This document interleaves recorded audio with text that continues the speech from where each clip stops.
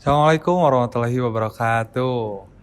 Ya, selamat datang di podcast Cerita Mahasini, mahasiswa saat ini di segmen 01. Perkenalkan, nama saya Maulana Akbar Mubarok dari staf PUKM BMKM Politeknik STT Bandung. Dan di sini kami kedatangan tamu spesial dari pemenang lomba LKTI yang akan berlanjut di PKM ke-6 tahap nasional.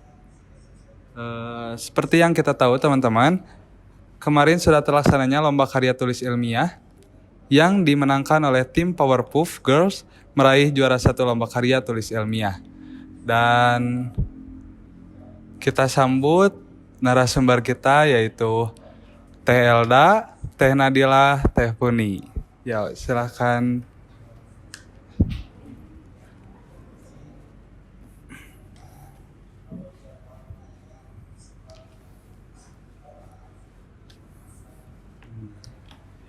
Eh, Oke, untuk selanjutnya kita akan kenalan dulu nih sama Teteh-teteh ini. Teteh bisa memperkenalkan dirinya? Ke sini tuh. Perkenalkan, nama saya Elda Kaulan Sadida, dari jurusan Produksi Garmen angkatan 2021. Oke, baik. Bismillahirrahmanirrahim. Assalamualaikum warahmatullahi wabarakatuh. Perkenalkan, nama saya Nadila Lukman dari jurusan Kimia Tekstil angkatan 2021. Hai teman-teman, kenalin nama aku Putri Aulia Zahra, biasa dipanggil Puni, dari jurusan Produksi Garmen 2021. Oke, makasih Teteh-teteh. Tidak menunggu waktu yang lama ya, langsung saja kita ke pertanyaan nih. Yang pertama, apa sih judul LKTI yang Teteh-teteh ambil? Boleh. Oke, buat judul LKT-nya sebenarnya produknya tuh hijab air. Nah, cuman buat buat lengkapnya itu hijab air yang dilengkapi dengan smart ventilator dan sensor. Kalau boleh tahu nih, kenapa mengambil tema itu? Ini mah cerita agak panjang sih. Oh iya, jadi awalnya tuh kita tuh kan ikut lomba LKTI ini tuh, jadi diajak dulu. Kalau aku ya, ini dari sudut pandang aku, diajak dulu sama Dela. Nah terus aku juga belum pernah sebelumnya ikutan lomba-lomba LKTI kayak gini. Terus sambil nyoba aja, ya udah jadinya mau gitu. Nah di situ tuh kita tuh LKTI ini tuh tentang smart textile. Nah awalnya tuh kita kan dosen pembimbingnya Pak Asril. Nah Pak Asril tuh ngasih saran atau ada pendapat dari Pak Asril itu tentang apa sih? Kapas lokal. Nah kapas lokal itu tuh sama kita diolah. Jadi dari aku 1 judul, dari Dela 1 judul, dari Puni juga 1 judul. Jadi ada 3 judul. Kalau aku tuh tentang kain batik, kalau Dela tentang baju rumah sakit, kalau Puni nah ya. Jadi ada 3 judul itu. Cuma pas kita gimit sama Pak Asril itu terakhir kita dikasih saran juga sama Pak Asril untuk ngembangin namanya tuh dari ventilator gitu ya. Disuruh dari ventilator itu. Terus karena kita bertiga berhijab gitu, Pak Asril juga ngelihat kita berhijab, akhirnya sama Pak Asril tuh dikasih ide tuh, suruh dikembangin itu suatu produk itu hijab gitu. Jadi kita ngambil judulnya itu hijab air gitu. Ada pendapat lain dari itu Teteh? Udah nggak ada? Cukup? Ya udah. Kan Teteh tadinya kan diajak nih sama temennya. Nah, kenapa Teteh jadi mau gitu ikutan karya ilmiah ini? Ya. Kalau aku tuh orangnya suka nyoba hal yang baru. Terus karena Dela tuh sebelumnya pernah ikutan lomba LKTI juga, dan Dela kan berpengalaman gitu. Jadi aku niatnya tuh emang ikutan lomba tuh nggak berharap untuk menang, tapi aku ingin belajar gitu, belajar langsung dari Dela, dari Pak Asrielnya juga, gimana cara nyusun LKTI yang benar sama ngebuat sebuah produk gitu. Nah akhirnya di situ aku mauin aja gitu. Untuk pertanyaan selanjutnya, hal apa saja sih yang sulit selama pembuatan karya tulis ilmiah ini? Dan diberi waktu berapa lama untuk pembuatannya?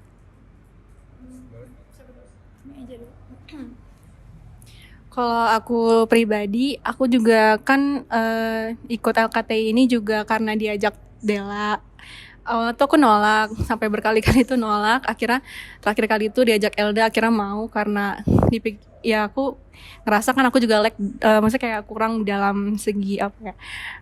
Kayaknya aku nggak worth enough gitu kalau buat ikut lomba ini. Jadi kayak apa ya, full insecure lah kayak gitu kan. Cuman ya gitu, si Elda tuh ngomong kayak nggak apa-apa Pun, kita di sini sama-sama belajar. Aku juga akhirnya aku tuh kalau menurut aku kesulitan yang aku alamin itu sih karena aku ikut LKTI ini. Nah aku juga kalau menurut aku kesulitan yang aku alamin itu sih karena aku kurangnya pengalaman. Nah aku kan kayak gak tahu apa-apa nih, kayak gimana sih cara nyusun LKTI. Terus juga kayak belum gak kepikiran nanti judulnya kayak gimana, kayak terus juga aku juga sedikit aku mikir ke akhirnya juga kan pasti bakal dipresentasiin ya. Nah itu juga aku takut kayak ngangong-ngangong gitu lah istilahnya ya. Ngangong-ngangong pas nanti di presentasi. Tapi alhamdulillah ya seiring penyusunan LKTI-nya ya aku juga dapat support gitu lah dari Dela sama Elda. Jadi kayak akhirnya aku jadi lebih percaya diri, terus ya lebih nggak insecure lagi banget gitu. Kalau aku sih itu aja. Kalau Dela, gimana kesulitan? Oke, kalau bisa sebelum bahas kesulitan nih, aku mau ini dulu, soalnya kan dua teman aku ngebahas soal kayak karena aku yang ngajak gitu. Sebenarnya niat awal ngajak itu bukan semata-mata karena ya udah karena emang lagi timingnya lagi dekat sama mereka, sebenarnya enggak. Cuman aku tuh mau orang-orang di sekitar aku tuh bisa nyobain hal-hal baru, dan menurut aku LKT itu sebenarnya semua orang bisa gitu, karena kita semuanya pasti punya kreativitas. Cuman pas itu timingnya nggak tahu kenapa tiba-tiba kepikiran aja buat ngajak Puni gitu. Terus abis itu kan 3-4 orang ya. Nah siapa lagi ya selain Puni? Oh coba Elda deh. Awalnya emang ditolak sih sama dua-duanya. Cuman kayak waktu pendaftarannya tuh karena emang punya ada beberapa waktu, jadi masih punya waktu gitu buat ngeyakinin mereka. Nah kalau ditanya soal waktu pengerjaannya itu kita dikasih kalau nggak salah tuh sebulan. Cuman tadi mungkin Elda udah ngebahas kalau misalnya awalnya tuh kita dikasih bahan sama Pak Asril itu kapas lokal. Nah terus abis itu kita dibebasin sama Pak Asril mau pilih judul yang mana, bebas gitu. Cuman pas itu kita milih buat baju rumah sakit dengan smart sensor gitu kan. Cuman ternyata H-5 kita gimit sama Pak Asril karena kebetulan aku tuh pas itu lagi di Makassar ya, jadi harus online.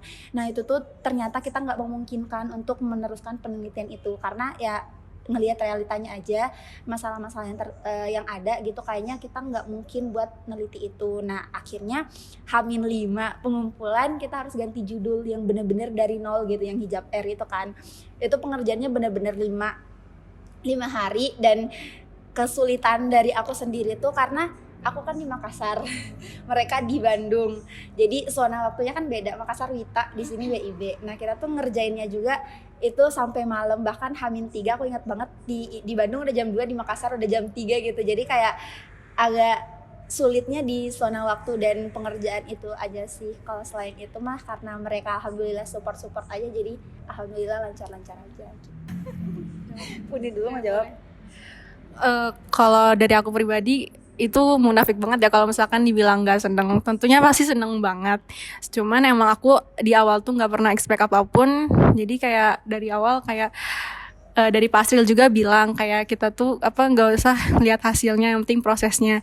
Nah di situ aku setelah beres dari presentasi itu nggak ada harapan untuk menang, yang penting saat itu aku udah ngeluarin effort aku sepenuhnya gitu, kayak ikhtiarnya sepenuhnya.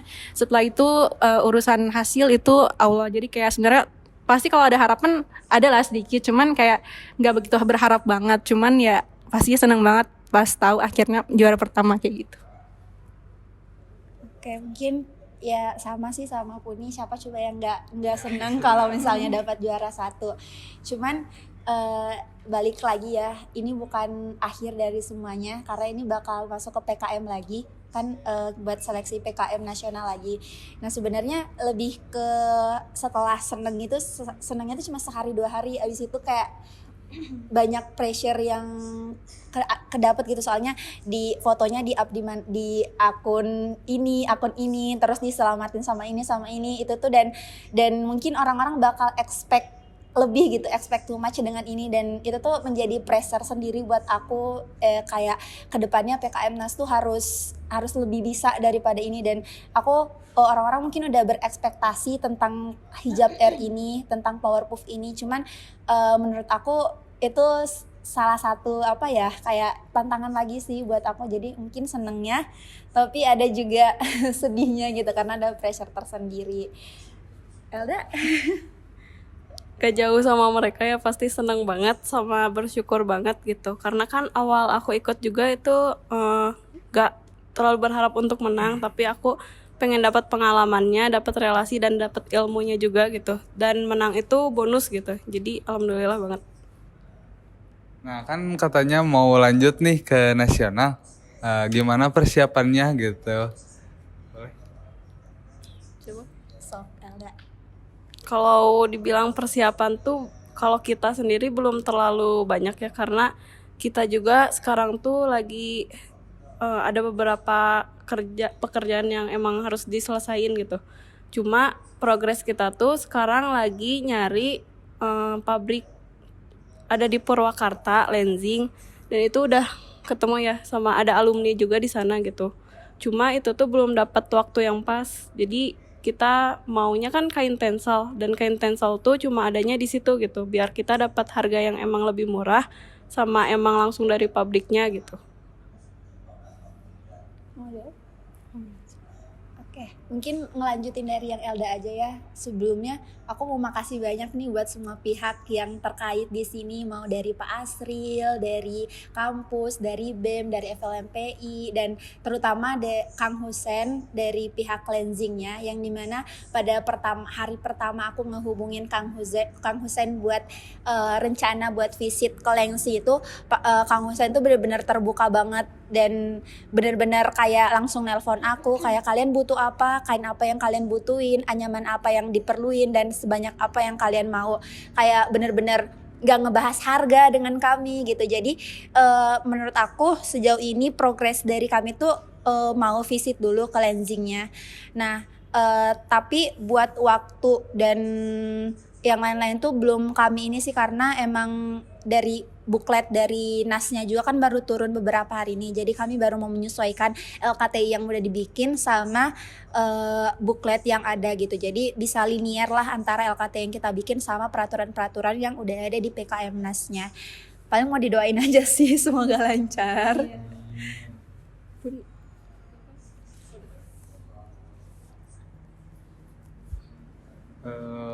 Buat kesulitannya buat produk yang bakal teteh jalanin nih dan nanti di nasional gimana nih? Oke, mungkin buat kesulitan ya, mungkin ini bahas sedikit tentang produknya. Kita review produk hijab air-nya dulu nih.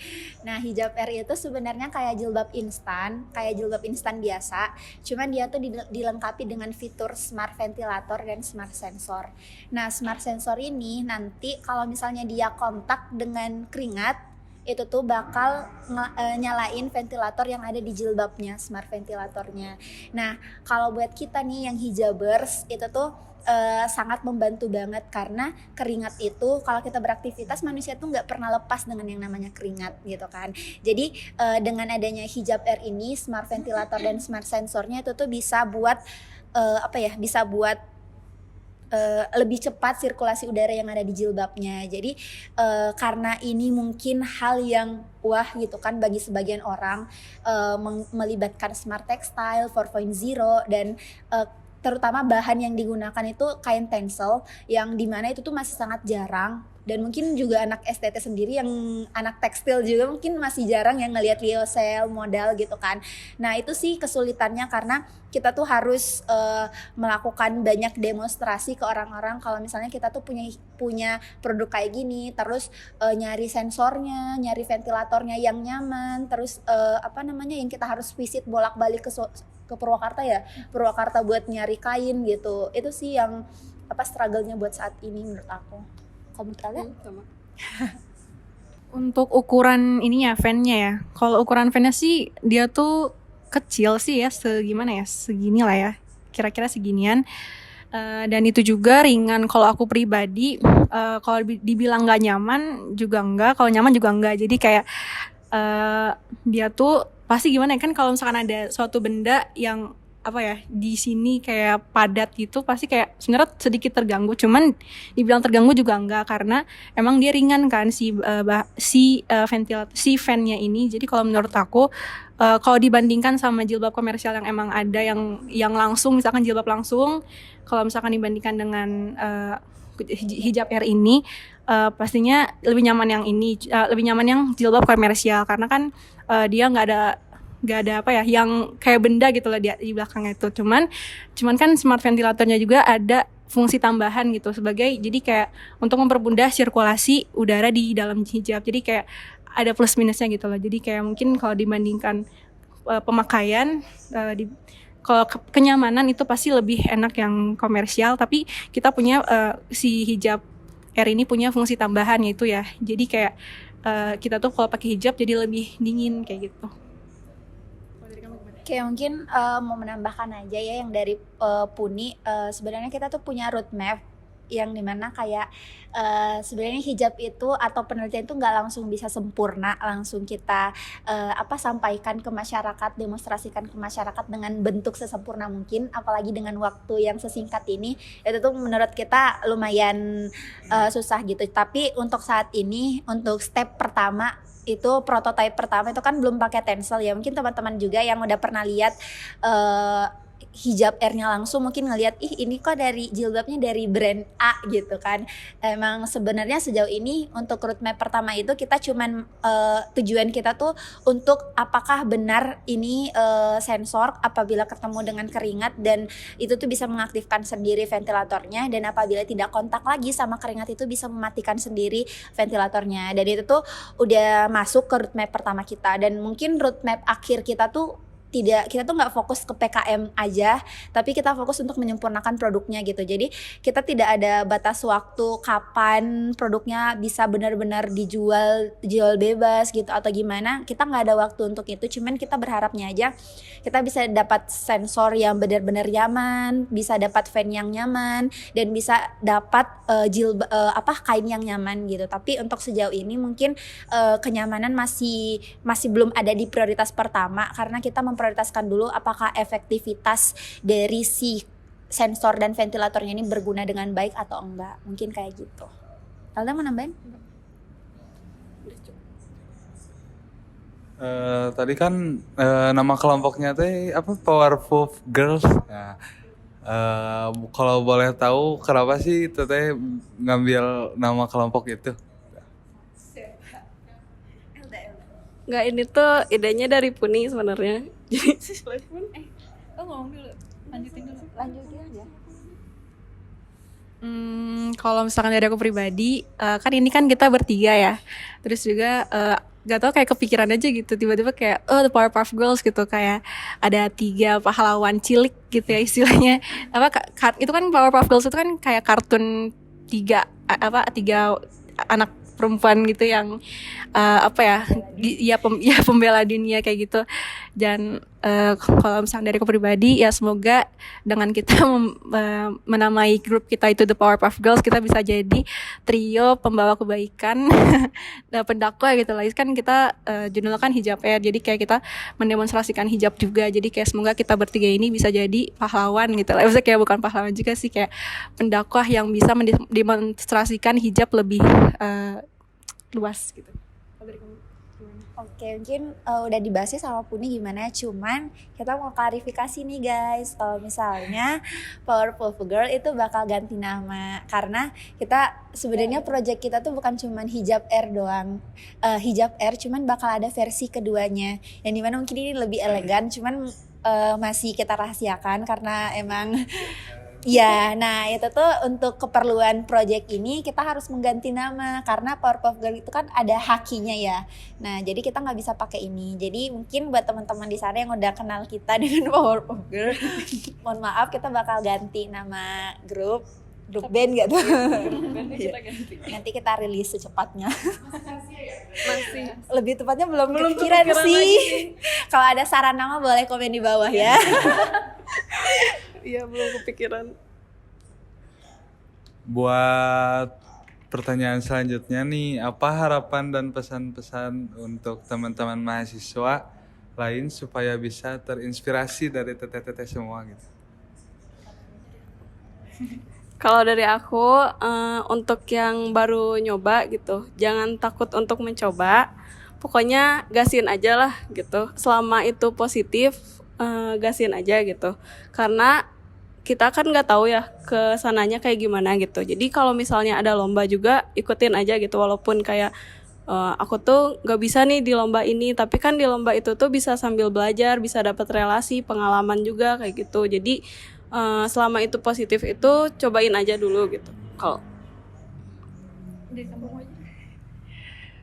Kalau dari aku pribadi, aku kan emang join ini juga karena ajakan teman, maksudnya kayak bukan itu juga sih, kayak ada pertimbangan karena aku tuh merasa awalnya tuh karena nolak itu karena emang merasa nggak bisa, merasa kurang, kayak gak pede deh, takutnya nggak gimana takutnya ngebebanin teman grup gitu.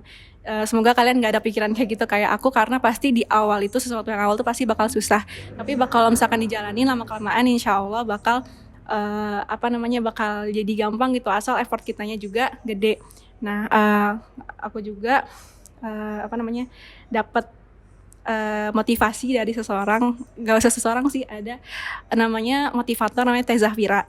Nah ini tuh beliau bilang kamu gak akan tahu rasanya merasakan kesuksesan kalau kamu gak pernah merasakan kegagalan. Jadi kayak gagal itu suatu yang normal guys, jadi kayak jangan menganggap kegagalan itu sesuatu yang harus kalian hindari, tapi sesuatu yang harus kalian rasakan, sehingga kegagalan itu bisa menguatkan kamu ke depannya agar bisa menjadi lebih baik, gitu sih guys. Jadi jangan pernah membatasi diri kalian hanya karena pikiran buruk kalian. Jadi kayak kalau misalnya kalian emang pengen ngelakuin sesuatu, lakuin dulu aja. Jadi lama belakangan gitu kita kan bisa belajar dari kegagalan itu. Oke, tersentuh banget dengan dua orang ini. Cuman kalau buat aku sebenarnya aku pribadi tuh suka mengerjakan hal baru apapun itu. Nah mungkin buat teman-teman semuanya yang mungkin merasa nih ada di titik yang kok aku nggak bisa berkembang ya, kok aku nggak bisa ada prestasi baru ya, saran aku coba cari lingkungan dulu, cari teman-teman yang emang sefrekuensi atau sama dengan hobi kalian gitu. Jadi dengan adanya teman support system secara nggak langsung itu buat kalian bisa ngerjain hal yang ingin kalian kerjain. Dan aku setuju banget sama Teh Zahfira yang bilang kalau misalnya kita nggak bakal ngerasain gimana rasanya bisa sukses kalau misalnya kita belum gagal. Jadi buat melakukan sesuatu atau ingin mencoba sesuatu itu jangan tunggu kalian bisa, jangan tunggu kalian harus juara satu gitu. Aku ini sih sama Pak Azril, mungkin teman-teman juga di sini tuh sangat termotivasi karena setiap kita gimmick, setiap kita ketemu pasti kita bakal dapat insight dari Bapak. Tapi sehari sebelum presentasi yang paling aku ingat, kami datang dengan segudang kepusingan karena mau presentasi. Terus Pak Azril bilang kayak gini, nggak apa-apa keluarin semuanya kekurangan yang ada di produk kita, nggak apa-apa orang tahu tentang kekurangan produk kita, karena jangan fokus pada BEM-nya, jangan fokus pada FLMPI-nya, jangan fokus sama lombanya PKM-nya, tapi fokus kita ini lagi dakwah, kita ini lagi berbisnis sama Allah gitu. Jadi mau kita menang atau enggak ya nggak apa-apa gitu. Dan itu tuh buat aku kayak oke, selagi hal yang kita lakuin itu diniatkan karena Allah, itu tuh bakal bisa mau kita kalah atau enggak tuh itu bisa jadi hati yang lapang banget buat kita gitu, dan banyak pelajaran banget yang bisa kita ambil. Semangat aja buat kalian yang ingin coba ya, buat aku juga self reminder. Tapi kan teh gini, pemikiran mahasiswa tuh beda-beda ya. Ada yang orangnya tuh udah weh aku mah gak bisa, udah weh gak usah gitu. Gimana tadi? Dari aku dulu ya. Kalau dari aku itu tuh pikiran-pikiran yang harus dibuang gitu. Karena kalau kita mikirnya kayak gitu terus, kita nggak akan bisa berkembang gitu. Karena dulu juga aku kayak gitu kan. Sebelum ikut lomba-lomba, terus kayak mikirnya kayak aku tuh nggak pas tuh di lomba ini tuh nggak terlalu bisa gitu, nggak terlalu jago gitu. Akhirnya kayak nggak jadi ikut lomba gitu. Nah kayak gitu tuh yang buat kita tuh bakalan ngerasa gagal gitu, karena kita nggak ngecoba itu gitu. Jadi mendingan kita nyobain, karena kita tuh pasti dapat hikmahnya gitu. Walaupun emang bonus gitu, kalau menang itu bonus, kalau misalnya kalah juga ya nggak apa-apa gitu. Pasti ada hikmahnya. Kalau dari aku pribadi, sebenarnya aku juga kayak gitu, tipe orang kayak gitu. Cuman aku tuh dapet insight lagi dari Teza Fira Raiha yang influencer TikTok itu. Jadi kayak jangan terlalu peduliin apa kata orang. Jadi kayak misalkan kayak kita mau jawab misalkan pertanyaan dari dosen atau kita mau mengutarakan pendapat ketika kuliah, itu jangan terlalu mikirin kata orang, karena ya sebenarnya kalau udah beres kelas juga pasti mereka lupa apa yang kita omongin. Even kayak kalau misalkan kita mengucapkan sesuatu yang salah, pendapat kita dianggap salah misalkan sama orang lain, jadi kayak gak usah peduliin, karena mereka juga nggak bakal selamanya bakal ada di hidup kamu. Jadi kayak jangan terlalu mempedulikan apa pikiran orang. Jadi kayak fokus sama diri sendiri, percaya diri, dan ya kayak gitu. Oke, pertanyaannya mungkin gimana ya buat mahasiswa yang mikir kalau misalnya kayak dia tuh nggak worth it gitu buat ini, dia nggak worth it. Sebenarnya itu adalah hal-hal yang biasa aja, karena manusiawi gitu. Untuk secara kita kan manusia ya, pasti punya salah ataupun kita tempatnya salah gitu kan. Cuman menurut aku selagi kalian nggak nyoba, gimana kalian bisa tahu kalau misalnya kalian nggak worth it untuk hal itu gitu? Gimana kalian bisa tahu kalau misalnya kalian nggak bisa nggak bisa berenang kalau kalian belum nyoba gitu? Gimana kalian bisa tahu kalau misalnya kalian nggak bisa di matkul ini tapi karena kalian belum belajar? Jadi sebelum kalian bilang kalau misalnya kalian nggak bisa melakukan hal itu, jangan validasi dulu ke diri kalian kalau kalian nggak bisa. Jadi hilangkan semua validasi yang membuat kalian jatuh. Hilangkan validasi dalam diri ataupun dari luar, kayak misalnya orang-orang yang suka ngegosipin atau orang-orang yang suka kayak ngejatuhin gitu. Hilangin, kalau bisa jauhin. Karena aku pernah denger Sirin sama Darin podcast kayak kamu tuh harus milih teman itu smartly gitu, karena dimana kata guru aku, dimana kamu bergaul di situ kamu menentukan masa depan kamu gitu. Jadi kalau misalnya buat kalian ini mungkin kalian bilang kayak ngomong mah gampang, kalian gak ada di posisi kita. Ya enggak guys, kita sama-sama manusia, kita sama-sama mahasiswa, kita ngerjain 144 SKS 8 semester tuh sama-sama aja. Cuman di sini pertanyaannya kalian mau mulai atau enggak, kalian mau nyoba atau enggak gitu, atau kalian hanya tinggal diam untuk memvalidasi hal-hal yang gak worth it gitu, hal-hal yang kayak yaudah aku gak bisa. Hal-hal yang kayak gitu tuh gak bakal bikin kalian berkembang guys. Nanti dunia tidak akan mengbuli kalian kalau kalian gak bisa public speaking. Banyak hal yang bisa kalian explore ke sana. Kalian bisa gambar mungkin, bisa belajar menulis mungkin, bisa belajar olahraga atau kreativitas lain tuh banyak. Jadi jangan fokuskan kepada hal-hal yang kalian tidak bisa. Fokus kepada hal-hal yang sekiranya kalian punya potensi gitu ke sana. Makanya sebelum kita tahu kita potensinya di mana, kita harus mencoba banyak hal. Jadi enggak karena cuma nyobanya satu hal gagal udah berhenti, enggak. Jadi kita harus nyoba banyak hal, dan kalau kita gagal di satu hal jangan merasa dunia tuh langsung hilang, enggak. Kita bisa mencoba di aspek lain. Kalau menurut aku kayak gitu sih, karena jujur ya teman-teman aku di sini kayak mungkin Elda bisa jahit, Puni bisa gambar, pas bikin ngedesain hijab air itu kayak aku ngapain dong? Udah mah gimit ya, nggak ngapa-ngapain, ngelihat mereka doang yang membicarakan produk itu kayak ya udah gitu. Tapi aku mikir lagi nggak apa-apa, aku kan bisa mengerjakan porsi aku sendiri gitu. Mereka ngerjain porsi mereka, aku ngerjain porsi aku. Kalau kayak gitu sih guys, biar nggak kebanyakan insecure. Elda. Kalau kata aku balik lagi tadi ya, jadi kayak setiap momen tuh pasti ada hikmahnya gitu. Yang penting tuh kita nyobain dulu, mau kayak gimana juga pasti ada hikmahnya, walaupun kalah juga ya pasti kita dapat hikmahnya gitu. Mau itu dari pengalamannya, dan itu yang paling penting tuh pengalaman sih. Oke, Tete, terima kasih ya buat apresiasinya dalam pembicaraan kali ini. Terima kasih juga, dan ini ada sedikit oleh-oleh nih. Ada ini buat Teh Elda, ini Teh Nadila, ini Teh Puni. Ya, makasih ya Teteh buat semuanya. Telah berkenan datang di podcast Mahasini. Kita tutup aja kali ya. Mungkin teman-teman juga harus mempunyai keinginan untuk mengikuti lomba-lomba. Ya. Terima kasih udah membuat kita menjadi lebih percaya diri lah gitu. Oke, makasih semuanya. Kita tutup. Wassalamualaikum warahmatullahi wabarakatuh.